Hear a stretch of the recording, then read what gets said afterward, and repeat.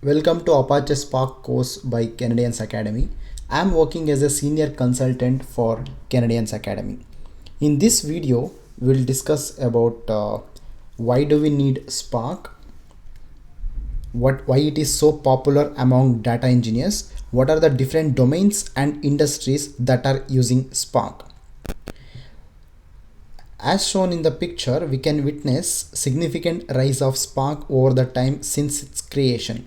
The popularity of Spark is mainly due to the ability of it to handle big data very well. Almost all major companies in the world are using Apache Spark. Companies like Yahoo, Netflix, eBay, Alibaba, Facebook, who maintains huge Spark clusters. So let's see how Netflix uses Apache Spark. Netflix uses Apache Spark for real-time streaming processing to provide online recommendation to its customers. Streaming devices at Netflix sends events which captures all member activities and play a vital role in personalization. It processes around 450 billion events per day which flow to server-side applications. So next is Spark in media and gaming industry. Apache Spark is used in the gaming industry to identify patterns from the real-time in-game events and responds to them to harvest lucrative business opportunities like targeting, advertising, auto adjustment of gaming levels and based on complexity and player retention and many more other functionalities. So Spark in healthcare. As healthcare providers look for novel ways to enhance the quality of healthcare, Apache Spark is slowly becoming the heartbeat of many healthcare applications. Many healthcare providers are using Apache Spark to analyze patient records along with past clinical data to identify which patients are likely to face health issues after being discharged from clinic. This helps hospital prevent readmittance as they can deploy home healthcare services to the identified patient, saving costs for both hospitals and patients. Next is big data or Apache Spark in banking sector. Banks are using the Hadoop alternative, which is Spark, to access and analyze the social media profiles, call recordings, complaint logs, emails, forum discussions, etc. to gain insights which can help them make right business decisions for credit risk assessment, targeting advertising, and customer segmentation, and also the customer retention.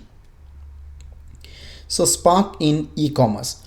One of the world's largest e-commerce platform, Alibaba, runs some of the largest Apache Spark jobs in the world in order to analyze hundreds of petabytes of data on its e-commerce platform. Some of the Spark's job that perform feature extraction on image data run on several weeks. Millions of merchants and users interact with Alibaba's e-commerce platform.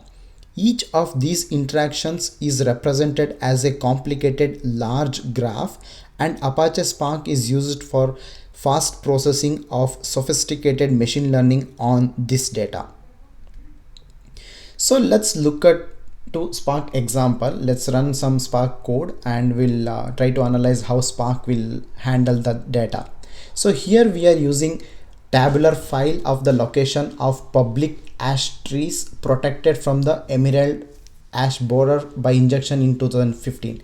You can download the datasets in the link given below.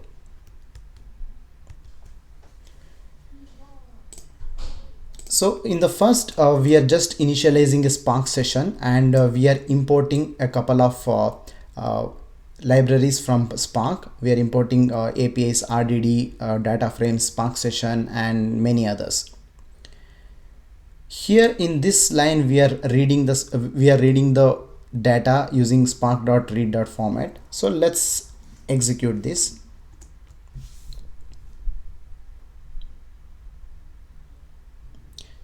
As you can see here, this dataset consists of 21,914 records. On top of that, we are creating a temporary view to run Spark SQL commands, which is named as plants here. So let's execute this Spark SQL command. As you can see here, we can access the data either using Spark SQL or data frames, and the result is the same here. It's 21,914 here, and here also 21K914 rows. Now let's see some of the use case. What I'm doing here is we are writing a Spark script using data frames that prints the number of trees that are located in a park.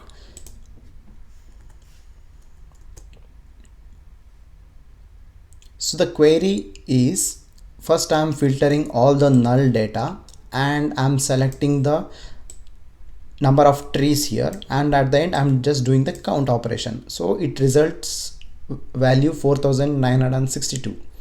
Next, I'm writing a Python script using data frames that prints the list of unique parks where trees were treated. And here my list should be ordered alphabetically.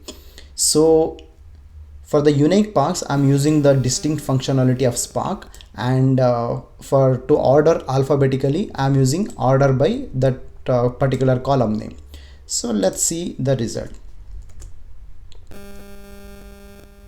And I'm specifying Spark here that print only the only the 10 rows, the first 10 rows, and here is the result. It's showing only the top 10 rows. And next, I'm writing a Python script using Spark RDDs or data frames that prints the list of 10 parks with the highest number of treated trees.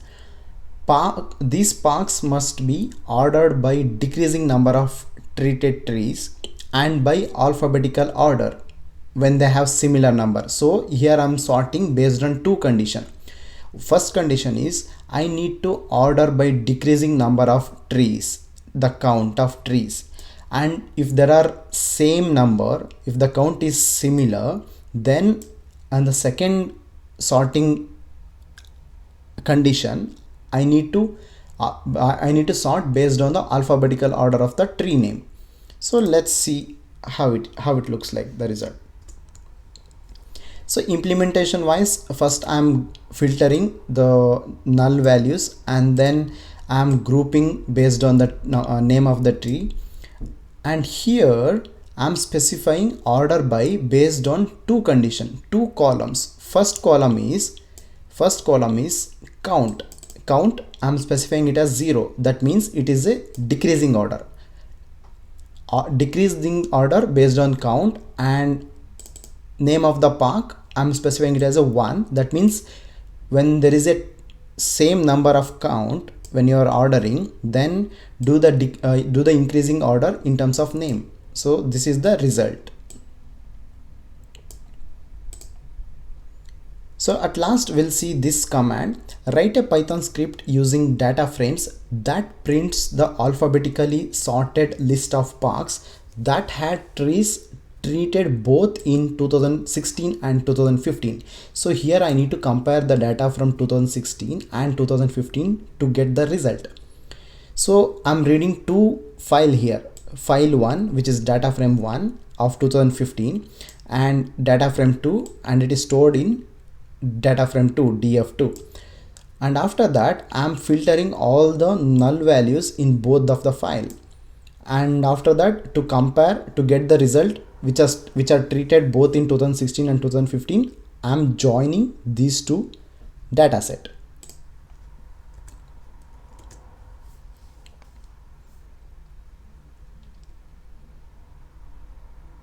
So this is how the result look like after the joining. So for more awesome content on big data, machine learning and deep learning, keep visiting our website canadiansacademy.com. Thank you.